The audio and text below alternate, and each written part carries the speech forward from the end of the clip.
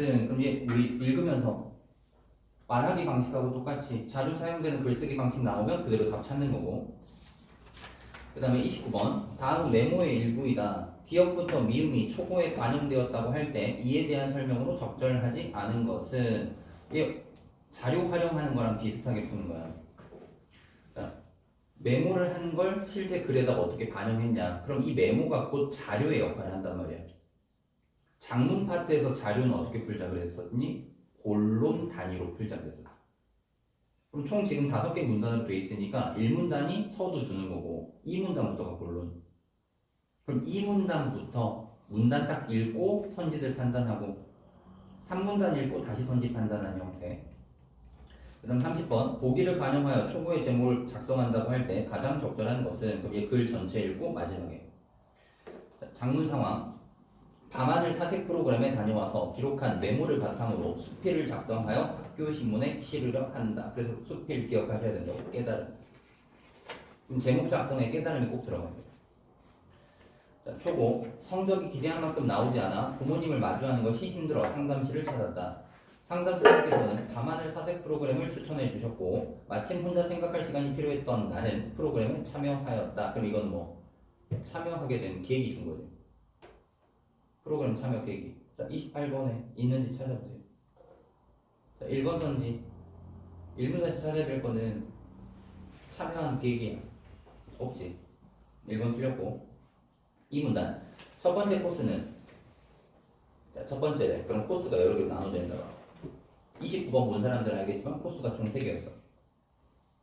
자, 첫 번째 코스는 실내 전시관에서 해설사 선생님의 설명을 듣는 것이었다. 선생님께서는 이 지역이 밤하늘 보호구역으로 인공조명이 없는 청정구역이기에 육안으로 별을 볼 수 있다고 하셨다. 그런데 별의 밝기에도 등급이 있다는 이야기를 듣자마자 마음이 심란해졌다. 그 밝기를 결정하는 기준이 마치 별에 대한 평가처럼 느껴졌고 눈에 잘 띄지 않는 별빛들이 지금의 나와 같다는 생각이 들었다. 그럼 선생님의 말을 통해서 자신의 생각을 드러낸 거 말고는 따로 없네. 28번에 2번 선지. 보호구역이 줄어드는 이유를 제시해 준 거 아니잖아. 인과의 형식. 28번에 2번 틀렸고 그리고 여기에서 29번으로 풀어야 되지. 자, 29번에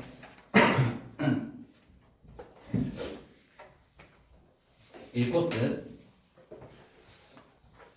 기억 육안으로 별을 볼 수 있다는 이야기를 들었대. 1번 선지.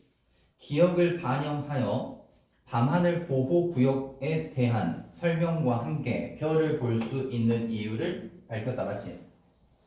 자, 그럼 다시 니은 별의 밝기에 대한 설명을 들었고 내 얘기 같아서 마음이 심란해졌대. 2번 선지. 니은을 반영하여 별의 밝기 등급을 나누는 기준을 정리하여 추가하였다. 자, 밝기 등급 나누는 기준 준 적 있니? 없지. 첨가된 선지. 29번의 답 2번. 자, 그대로 초고의 3문단 가시면 돼. 그런 마음 때문이었는지 두 번째 코스인 어둠 속 산책로 체험은 유독 기억에 남았다. 어둠 속에서 불안해진 나는 밤하늘의 별을 응시하며 호흡을 가다듬고 걷기 시작했다.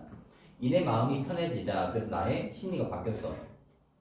거짓말처럼 희미한 별이 시야에 들어왔다. 동시에 바람의 청량한 감촉, 풀벌레 소리, 향긋한 풀 내음이 느껴졌다. 어둠이 두려웠던 나는 밝은 별을 찾기 바빴다. 하지만 여유를 찾은 후에는 시각의 틀에서 벗어나 여러 감각을 섬세하게 느꼈고 희미하게나마 자기 자리에서 빛나고 있었지만 눈에 띄지 않았던 별빛을 마주할 수 있었다. 나 역시 그 별과 같이 지금 이 자리에 분명히 존재하고 있다는 생각이 들었다. 그럼 여기는 자신의 생각이 바뀐 걸 나타내거든. 경험을 통해서 생각이 바뀐 거. 28번에 3번 선지. 아니지. 그럼 다시 4문단이야. 한결 홀가분해진 마음으로 산책로 끝에 언덕을 올라 마지막 코스인 전망대로 향했다. 특별한 장비 없이 눈으로 밤하늘의 별을 보는데 별빛이 과거와 현재를 이어준다는 해설사 선생님의 말씀을 듣고 그럼 인용했어. 간접 인용. 윤동주의 시 별 해는 밤이 생각난다. 화자가 별을 보며 추억을 생각하는 것처럼 나도 별 하나하나에 나를 응원해 주었던 가족들의 얼굴이 떠올랐다. 그렇게 캄캄했던 밤하늘은 어느새 새벽이 되면서 오묘한 빛깔이 감돌기 시작했고 점점 별빛은 보이지 않게 되었다. 뭐니? 시간의 흐름. 그리고 다른 작품 떠올리게 된 거, 연상. 그렇지만 하늘의 색이 변하는 동안에도 그 자리에서 빛나는 별은 나에게 이렇게 말하고 있는 것 같았다. 더 이상 피하지 말고 웃는 얼굴로 나의 내일을 가족들을 마주해야 한다고. 그럼 이게 깨달음이죠. 그럼 사문단의 전개 방식 뭐 있어? 해설사 선생님의 말 인용했고 다른 작품 그 윤동주 씨 별에는 밤 떠올렸고 정서 바뀌었으면서 시간의 흐름 담겨있고 깨달음 줬고 깨달음은 이미 30번에 들어갈 거라고 얘기했으니까 28번에 4번 선지 시간의 흐름 답이고 5문단 체험을 마치고 집으로 돌아온 나는 전과는 달라졌다. 물론 원하는 점수를 얻지 못하면 실망하기도 했지만 이제는 웃는 얼굴로 가족들을 마주할 수 있다. 나 같은 경험이 있는 친구들에게 더 이상 평가나 기준에 연연하지 말라고 말하고 싶다. 30번으로 가자. 초고의 제목 작성. 경험의 의미를 드러내며 비유적인 표현을 활용할 것. 경험에 대한 긍정적인 관점을 드러낼 것. 그럼 나는 뭘 깨달았는데? 자신감, 즉 나를 찾았다면 나를 찾았다는 내용 들어가야 되고 동시에 비유만 쓰면 되겠네. 답은 4번. 2번 선지 밤하늘에 갇힌 별과 꿈 해버리면 이거는 깨달음하고 관련된 게 아니잖아. 깨닫기 전의 상태를 나타낸 거야. 30번 2번 선지. 30번에 1번 우선 깨달음 자체가 없잖아. 그래서 경험의 의미가 없어요. 30번에 3번 별자리 관찰 전시관에서 전망대까지 이것도 경험의 의미 깨달음이 없어. 4번 선지 별처럼 빛나는 나를 찾은 이게 경험의 의미이자 깨달음. 5번 선지 어둠 속 감각 체험 다시 찾은 어둠 속 산책로 그래서 깨달음이 없지 경험의 의미. 그래서 1번, 2번, 3번, 5번 선지 다 경험의 의미인 깨달음이 없어. 그래서 틀렸고 자 연습하는 거니까 비유도 한번 찾아볼까? 자 1번 선지 밤하늘의 별을 보는 나 비유 없지. 2번 선지 밤하늘에 갇힌 별과 꿈 그럼 꿈이라는 애가 갇혔다고 표현하는 거니까 꿈도 어딘가에 갇힐 수 있다. 그럼 얘 비유니? 꿈이 어딘가에 갇혔다 비유야? 비유 아니야. 꿈이라는 추상적인 대상을 가둘 수 있는 구체적 형상화한 거야. 비유 아니야. 3번 선지 별자리 관찰 전시관에서 전망대까지 비유 없지. 그 다음 4번 선지 처럼 5번 선지 어둠 속 감각 체험 다시 찾은 어둠 속 산책로 없지. 그래서 비유도 없다. 이렇게 찾으시면 되겠고. 자, 그 다음 문학하기로 했으니까 우리는 고전 소설 먼저 봅시다. 31에서 33번. 31에서 33번. 다시 하나 더 설명하고 가야겠네. 고전 소설. 여기는 지금 서술상 특징이 없기는 한데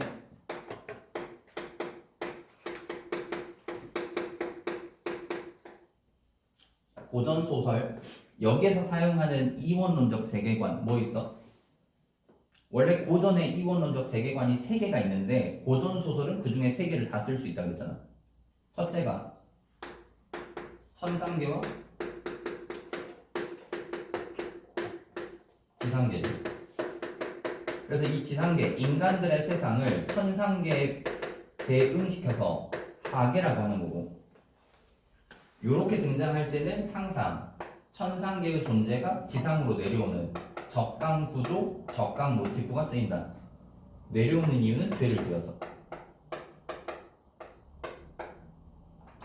남자 신선이 내려오는 이유는 글자를 잘못 읽어서. 신선하고 선녀가 같이 내려올 때는 신선과 선녀가 서로 사랑해서. 두 번째, 자연과 속세. 이 속세를 지칭한 다른 단어가 홍진, 진헌이었고 그 다음 마지막 3번째가 착한 사람과 악인의 대립이었어. 고전소설의 주인공은 통상적으로 착한 사람이고 만약에 고전소설의 주인공이 나쁜 사람이라면 보기 또는 앞부분 줄거리에서 미리 알려준다. 그 다음 이어서 고전소설의 대부분은 뭐라 그랬었니? 영웅소설.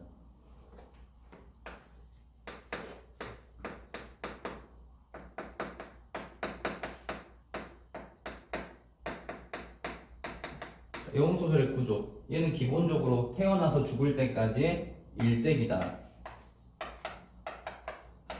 그래서 일대기적 구성. 처음 고귀하고 세습사회니까 신분 자체, 부모의 신분 자체가 고귀하고 신이한 출생을 한다.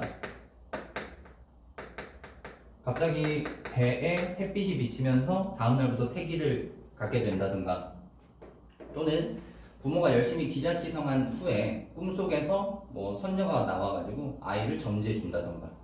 고기, 신이 한 출생. 그래서 이 아이의 비범함을 드러내주는 거고, 얘가 어린 시절의 고난을 겪어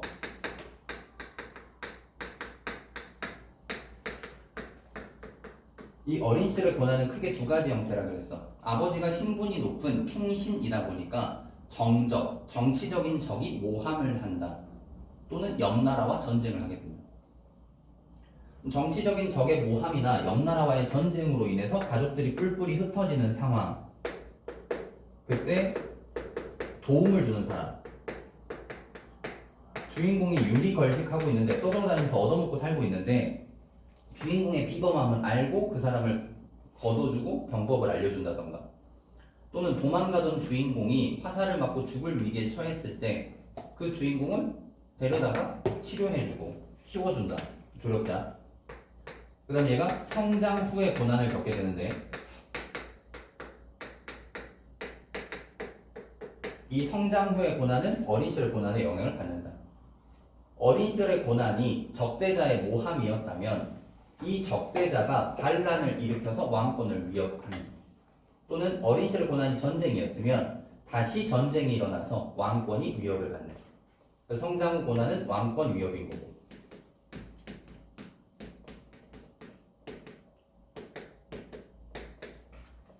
이 왕권이 위협을 받는 상황을 극복해주고 국가적 차원의 영웅이 되는 권선징악이자 충의 주제의식을 갖고 있다. 이러면서 우리 추가했던 거,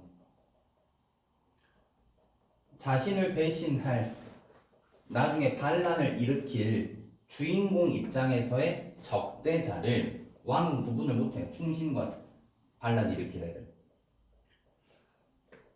그래서 나중에 걔가 나한테 반란을 일으켜요. 왕 입장에서. 전쟁이 일어났는데 또 다시 전쟁이 일어나는 건 결국 왕이 그걸 대비를 못했단 말이야.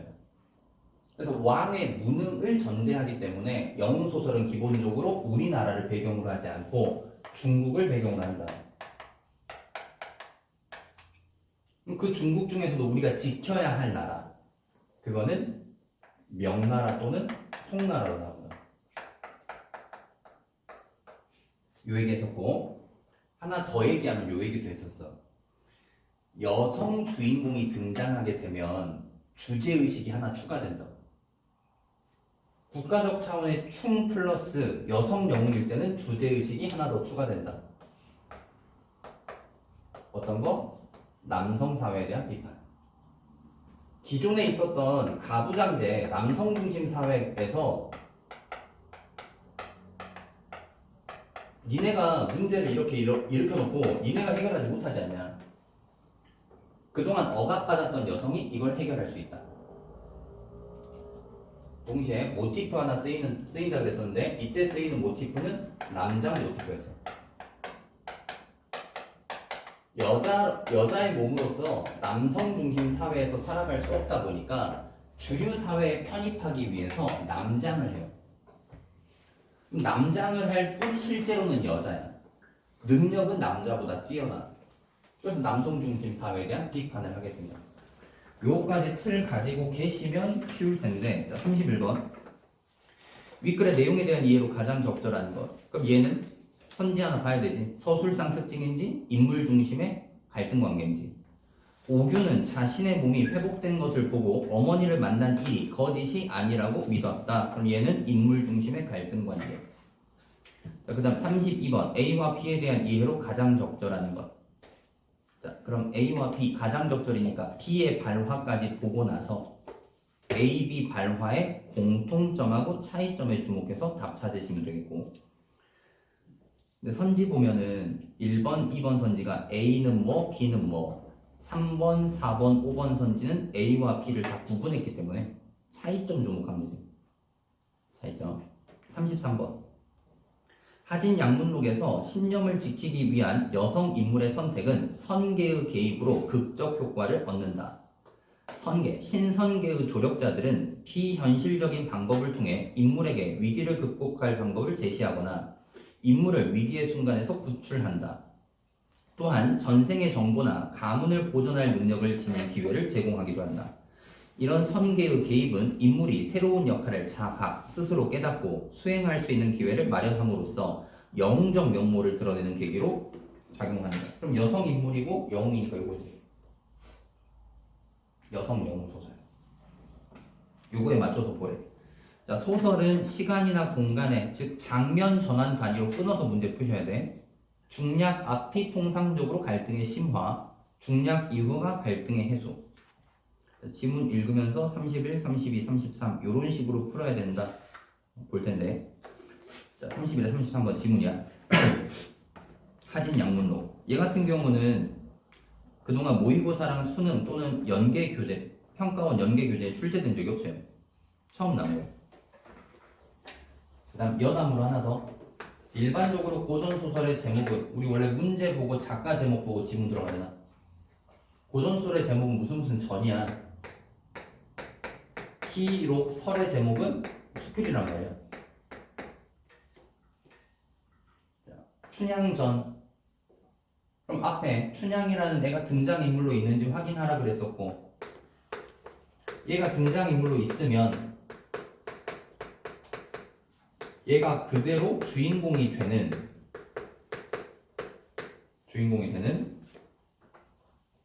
그래서 이 전이 뭐다? 고전 소설이다. 심청전. 지문 읽었을 때 심청이라는 애가 있으면 걔가 등장인물로 있으면 걔는 주인공이 고전 소설. 그래서 고전 소설의 일반적 특징, 전지적 작가 시점. 그 다음 비현실성, 전기성, 사건 전개, 우연성 이런 것들을 갖게 되는 거예요. 그 다음 기록 설로 된 경우 요 앞에 있는 애들이 제재, 글감. 그때 기록 설은 고전 수필인데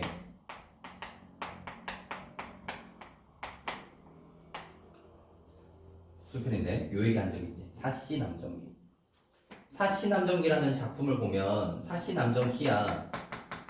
그래서 제목 보고 얘가 제재이자 깨달음의 계기구나. 그럼 얘는 고전 수필이겠구나 하고 딱 들어갔는데 시점이 뭐야? 전지적 작가. 좀 전에 얘기했던 고전 소설의 특징이 뭐라고? 일반적으로 특징 3개는 기억하자 했잖아. 전지적 작가. 그래서 읽으면서 편집자적 논평 찾아야 된다고. 서술상 특징 문제 있을 때. 그 다음 비현실성, 전기성 있다고. 세 번째, 사건 전개, 우연성 있다고.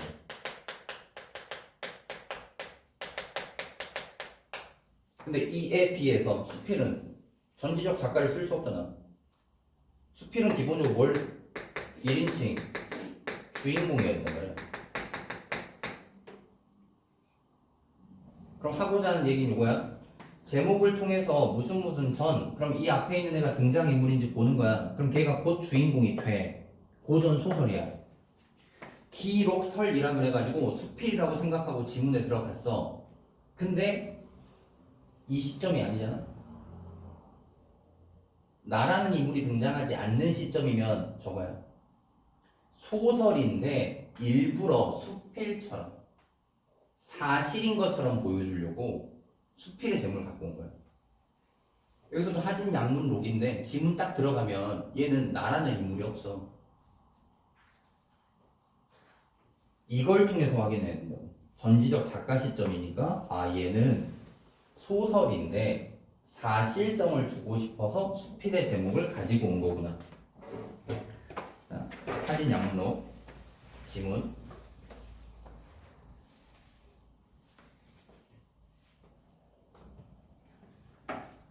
그날 공의 부자가 대궐에서 숙직하는지라. 소저란 인물이 있는 거야. 혼미한 정신을 수습하여 누웠더니 비몽사몽 중에 한 부인이 구름 같은 치마에 안개 같은 옷을 입고 손에 자줏빛 부채를 쥐고 표현이 들어와 곁에 앉으니 그럼 한 부인이라는 인물 등장한 거야. 비몽사몽 중에. 좋은 향기가 가득하고 상서로운 기운이 자욱한지라 소저가 황홀하고 괴이하여 급히 몸을 일으켜 절하며 예를 갖추니 그 부인이 호년이 소저의 머리를 어루만져 슬퍼하며 왈. 그럼 현재 화면에는 소저와 부인만 있는 거야. 오규나 내 이제 나를 아느냐 나는 너의 어민이라 너희 남매가 강보에 쌓여 있을 적에 그래서 아주 어렸을 때 지금 같은 경우 보면 애들 이렇게 앉는 그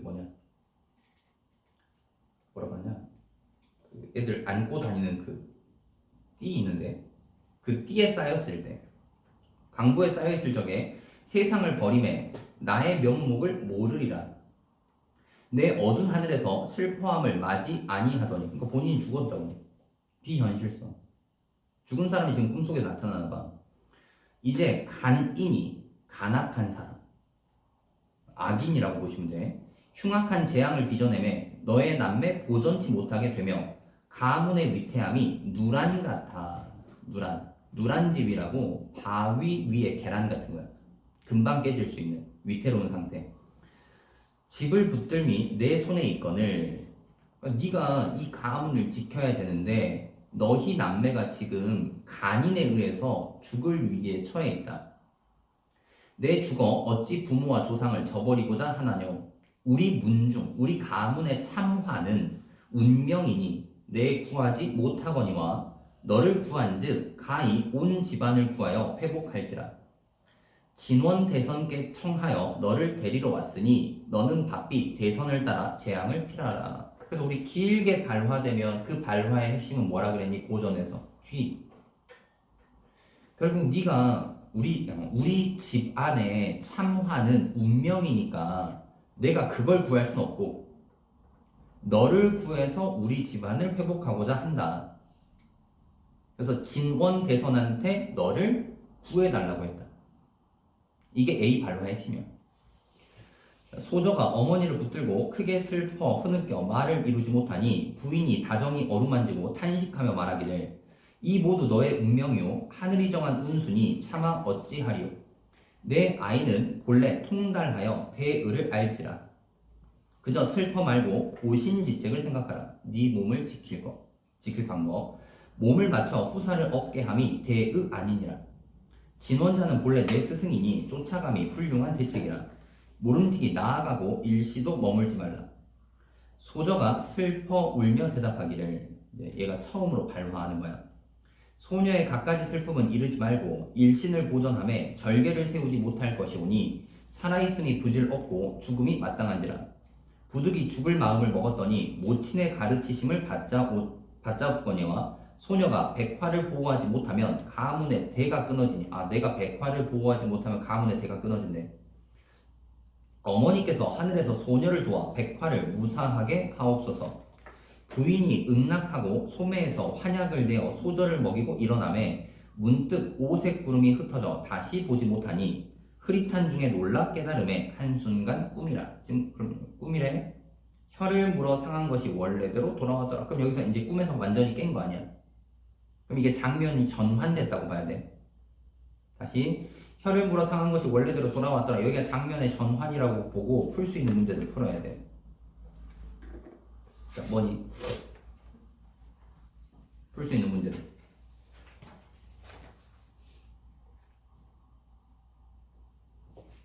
우선 진하게 표시된 거 33번에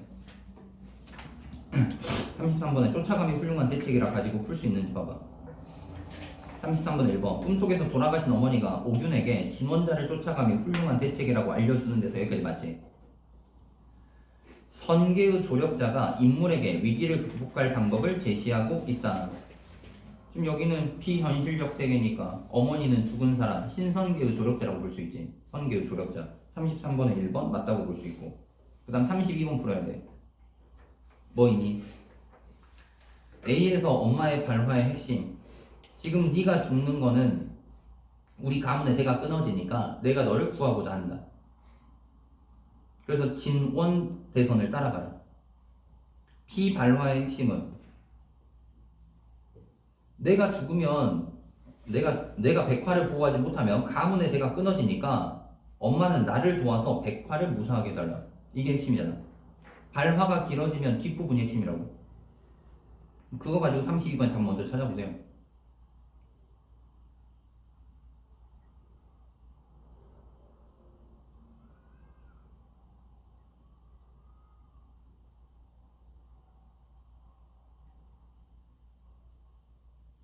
(4번이) 답이지.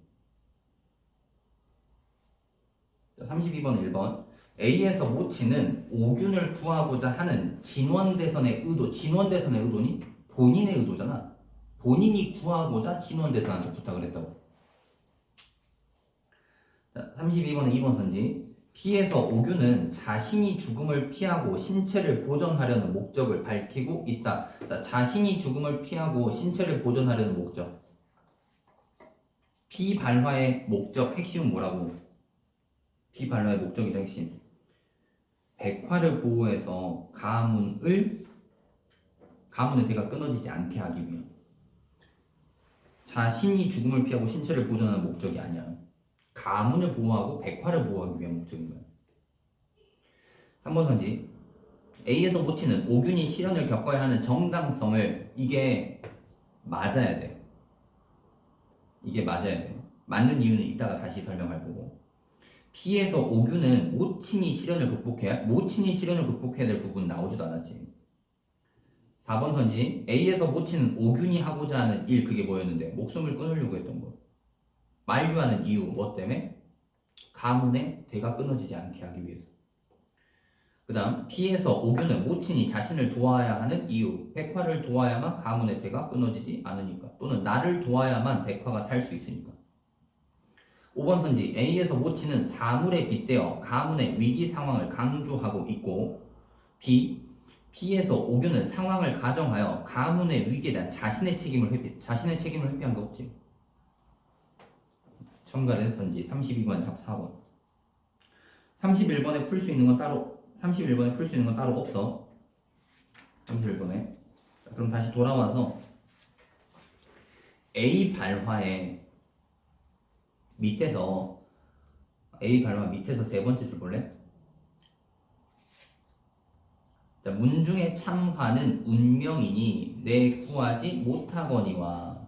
자, 운명이래. 거기 옆에다 써놓으시면 돼요. 이게 현대 문학에도 종종 나오긴 하지만 고전에서 많이 나오는 운명론적 세계관이지.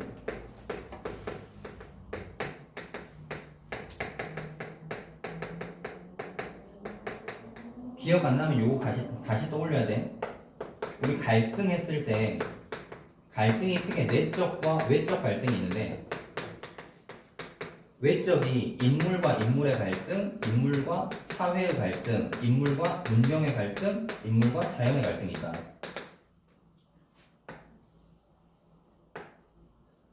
고전에서는 인물이 운명과 갈등한다? 하지 않는다. 고전에서는 인물이 그대로 운명을 받아들인다. 운명을 그대로 받아들여. 현대문학에서는 대부분 인물이 운명하고 갈등하게 되면 운명을 거부해요. 그래서 운명하고 맞서. 그리고 나서 궁극적으로 어때? 운명에 순응하고 따라가는 거죠. 운명을 따라가는 게 운명론적 세계관이야. 그럼 얘는 운명을 거부한다고? 아니, 그대로 받아들인다. 운명을 받아들여.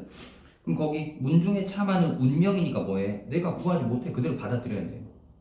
우리 가문의 이 어려운 일은 운명인 거야. 받아들이는 거. 거기서 운명론적 세계관 확인할 수 있고, A 발화를 기준으로 밑으로 세 줄만 다시 내려가봐. 이 모두 너의 운명이요 하늘이 정한 운수이니. 그래서 너의 운명이자 하늘이 정한 운수, 이게 뭐야? 운명론. 그래서 운명론적 세계관을 갖고 있는 게 부인인 거야. 오균의 어머니. 자, 이게 좀 전에 선지하면서 얘기했던 32번의 3번이야. 정당성. 고전에서는 운명은 그대로 따라야 하는 것이니까 네가 겪어야 하는 어려움은 당연한 거다라고 운명론적 세계관에 기반해서 정당성을 주는 거예요. 현대에서는 운명론 그러면 정당성을 주지 못하지만 고전에서는 줍니다. 자, 다시 계속 지문이야.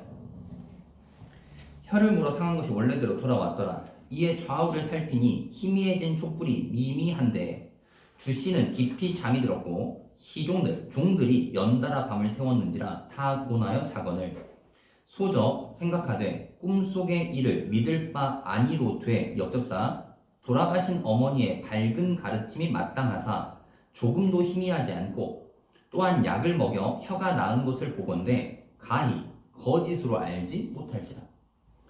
내 이제 달리 죽음에 부모가 주신 몸을 상하게 함이 더욱 죄되니 차라리 몸을 깊은 물에 잠기게 하여 형체 온전히 함이 상책이라. 좋은 방법이에요.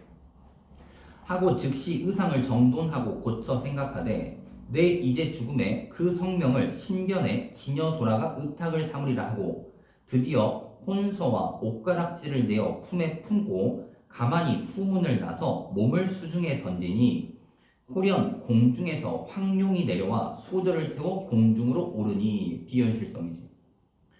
정신이 당황하더니 한 곳에 이르러 몸을 내려놓음에 눈을 들어보니. 자, 그래서 공중으로 올라가서 새로운 장소로 간 거야. 장면 전환된 거야. 서역당 곤륜산 제3봉 진원 법선관이라 하였더라. 그럼 여기서 장면 전환된 거니까 문제 풀어야 돼. 자, 33번에 풀 수 있는 거 없지? 이미 1번 우리 맞다고 찾았으니까.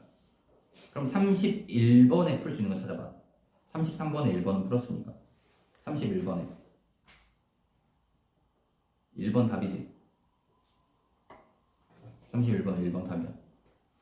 31번에 2번 오규는 자신이 지닌 혼서와 옷가락지를 후문에 던졌니? 지금 읽었던 부분 밑에서 네 번째 줄 가면 돼. 혼서와 옷가락지를 내어 몸에 품고 갔잖아. 던진 게 아니야. 그래서 2번 선지 틀렸고 3번, 4번, 5번 선지는 찾을 수 있는 게 없고. 이제 지문 다시 보기 전에 얘도 이상한 애. 그 소조도 좀 이상한 애 아니야? 오균이. 우리가 일반적인 전개로 생각을 하면 본인의 엄마가 꿈에 나와가지고 너 죽지 말아라. 내가 진원대사한테 얘기해가지고 너는 진원대사를 따라가서 재앙을 피하라 그랬어. 그리고 피의 발화에서도 오균이란 애가 알겠다. 내가 엄마의 가르침을 따라서 내가 백화를 보호하지 못하면 우리 가문의 대가 끊어지니까 엄마는 나를 도와서 백화를 무사하게 해달라. 그러면 뭐 해야 되냐? 원래대로라면 진원대선을 찾아가서 도움을 구하던가 진원대선이 올 때까지 기다려야 될 거 아니야. 근데 자살하지. 자살을 시도하는 거. 엄마의 가르침을 따르지 않잖아. 얘도 일반적인 고전소설의 인물은 아니야. 부모가 뭐 얘기하면 대부분 따르거든. 연애를 떠나서는. 그래서 일반적인 전개와는 좀 달라요. 계속 다시 지문. 자, 진원 법성관이라 했잖아. 그럼 여기가 진원대사가 있는 곳이라고 볼 수 있고, 한 도사가 이르되 예상해야 돼. 이 사람이 진원도사일 거라고. 진원대선. 내 일찍 시설을 두루 읽어 식견이 높고 사물에 밝으니 내 말이 허탄함을 괴히 여기려니와 대강을 이르나니 너는 전생에 내 으뜸 제자 화선이라. 엄마의 발화를 통해서 보면 어때? 오균이라는 애는 진원대선의 제자랬잖아. 여기 도사가 너는 내 제자다. 그럼 이 도사가 곧 진원대선이구나 라고 확인할 수 있는 발화. 화선이라 내 너를 데리고 상제께 조회하니. 이 옥제는 옥황상제의 줄임말이야. 너의 아름다운 용모를 사랑하사 이에 광한전에서 가까이 모시게 할세. 알지?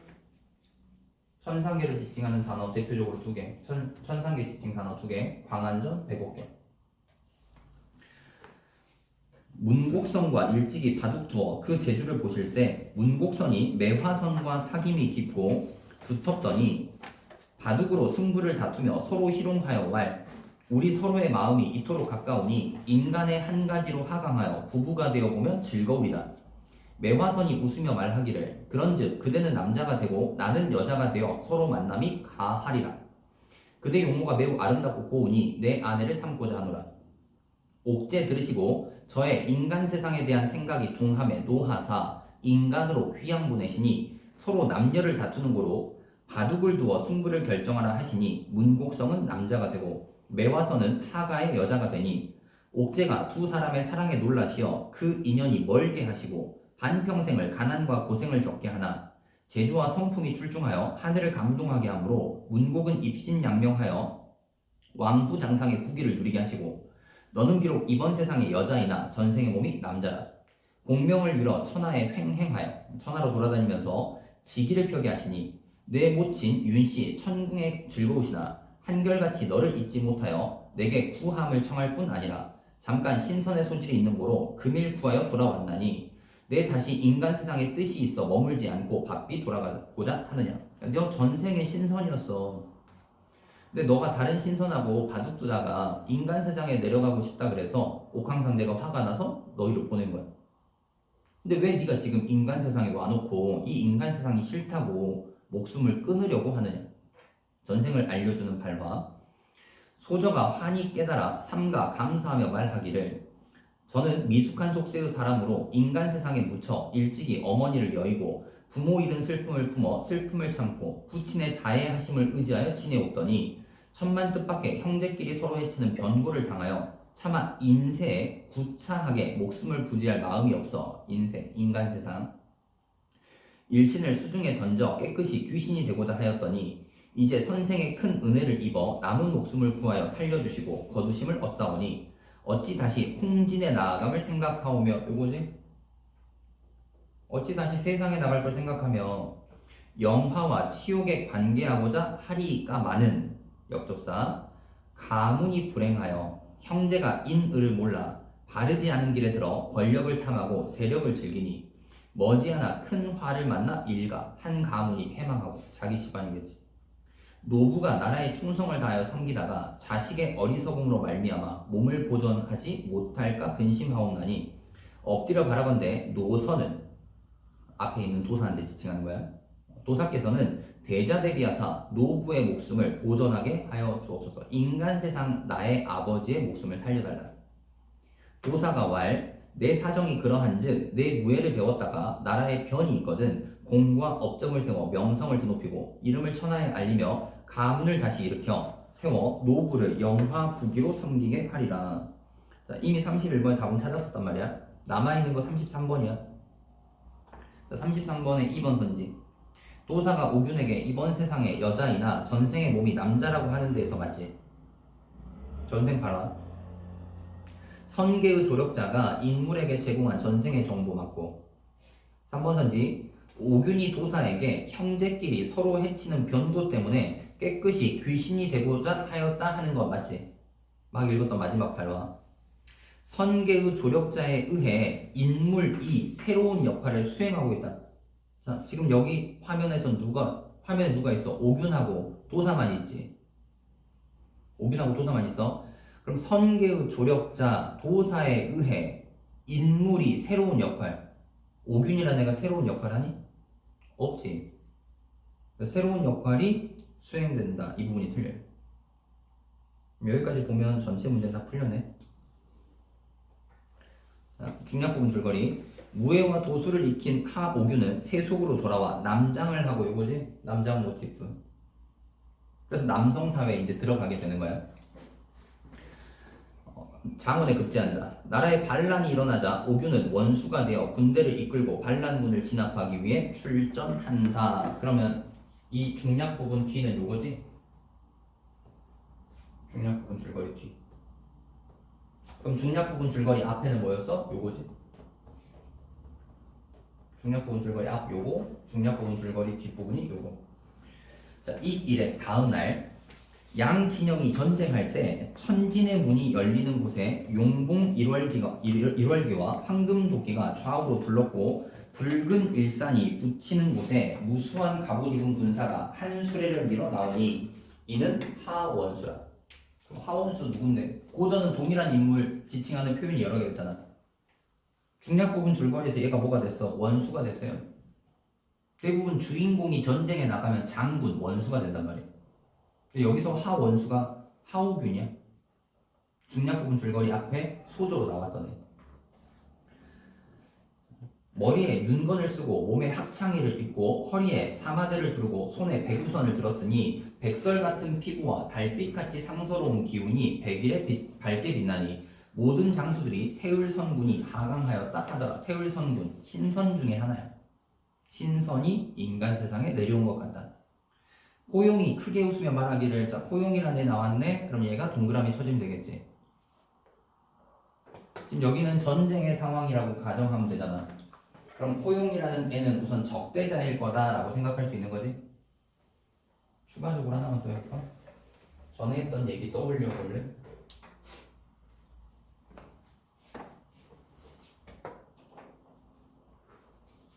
주인공의 나라가 대부분 요거랬잖아.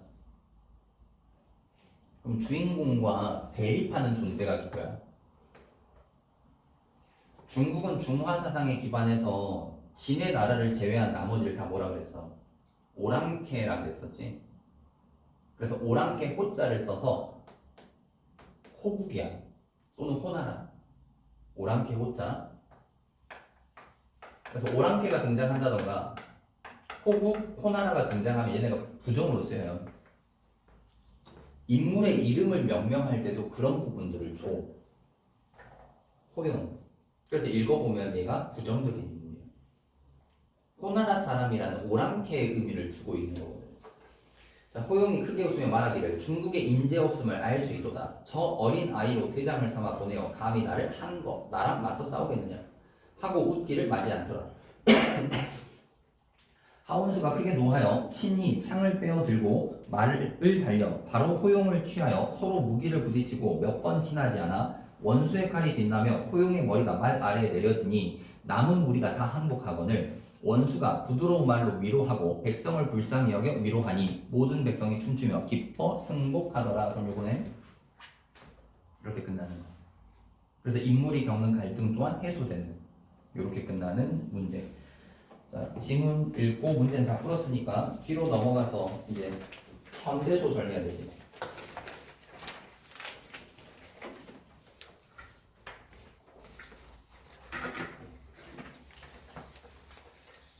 현대소설. 자, 39번. 39번 엄청 쉽게 풀었어야 된다. 생각할 이유도 없이 바로 답 찾을 수 있었어야 돼. 그렇게 시간 줄여야 돼. 39번 A의 서술상 특징. A 읽으면서 서술상 특징 찾는 거야. 40번 기억부터 미음에 대한 이해로 적절하지 않은 것. 그럼 이거 각각의 장면 단위로 끊어가지고 선지 판단하시면 되겠고, 41번 A에 대한 이해로 가장 적절한 건데 A가 주판알이라고 나와 있어. 그럼 이 주판알이라는 애가 갈등의 심화 또는 해소에 어떠한 영향을 미치는지인데 찾아보시면 돼. 42번. 다음은 윗글을 읽고 진행한 교과 융합 수업의 학습 활동이다. 학습 활동의 결과로 적절하지 않은 것은, 그래서 얘가 보기 역할을 하는 거니까 미리 보시면 돼요. 다음은 산업화에 따른 농촌 사회의 변화에 관한 글이다. 이를 바탕으로 작품에서 확인할 수 있는 시대상을 정리해보자. 1970년대 산업화를 통한 한국의 경제성장 이면에는 농촌 사회의 구조적 붕괴가 있었다. 우선 농촌 내부에서는 고리대금으로 자본을 축적한 소자본가들에 의해 공동체의 균열이 초래되었다. 이들은 이자를 감당하지 못하는 영세 농민의 경제적 우위를 점하였고 공동체로서의 유대감보다는 이익을 우선시하는 태도를 보임에 따라 구성원들의 신뢰관계는 와해되었다.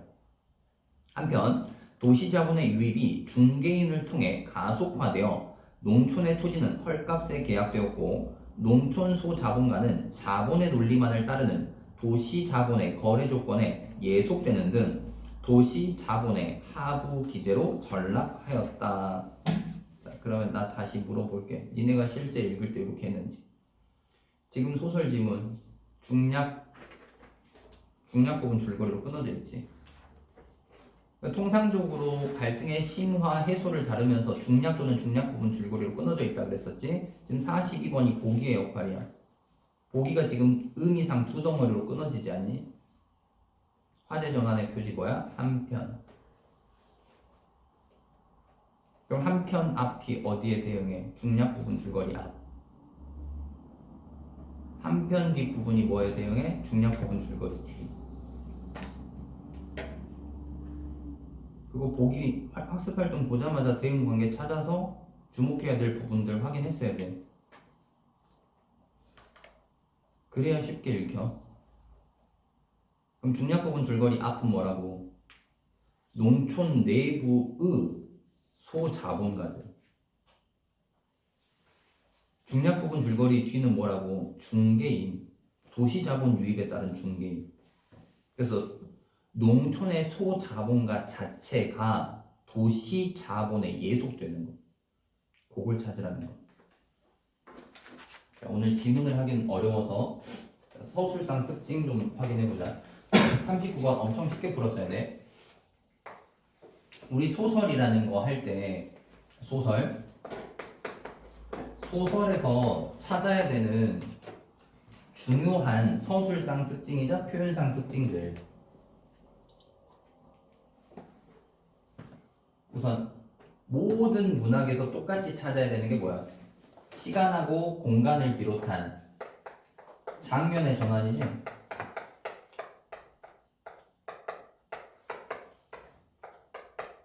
단 우리는 소설을 읽을 때 시간이나 공간, 장면의 전환 단위로 끊어서 문제를 풀자 그랬으니까 우리가 2번 이상 끊게 되면 다양한 장면의 전환이야.